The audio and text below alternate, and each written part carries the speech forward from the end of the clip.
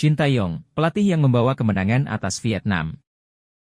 Pada tanggal 19 Januari 2024, tim nasional Indonesia berhasil meraih kemenangan bersejarah atas Vietnam di ajang Piala Asia 2023. Pertandingan yang berlangsung di Stadion Abdullah bin Khalifa, Doha, Qatar tersebut dimenangkan oleh Indonesia dengan skor tipis 1-0.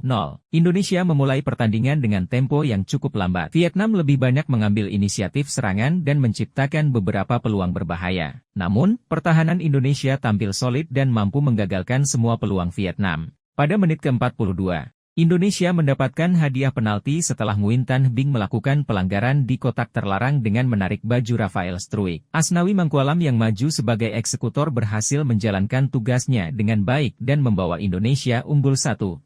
Di babak kedua, Vietnam terus berusaha untuk menyamakan kedudukan. Namun, Indonesia tetap tampil disiplin dan mampu mempertahankan keunggulan mereka hingga akhir pertandingan. Hingga akhir permainan tidak ada satupun gol yang terjadi membuat Indonesia memenangkan pertandingan 1-0 dan membuat Asnawi menjadi pahlawan kemenangan Indonesia. Kemenangan ini merupakan yang pertama bagi Indonesia atas Vietnam dalam kurun waktu 6 tahun terakhir. Di bawah kepemimpinan Shin Tae-yong, Timnas Indonesia menunjukkan performa yang gemilang dan mampu bersaing dengan negara-negara kuat di Asia. Berikut beberapa poin penting terkait kemenangan Indonesia atas Vietnam. Pertahanan solid. Timnas Indonesia menunjukkan pertahanan yang solid dan disiplin sepanjang pertandingan.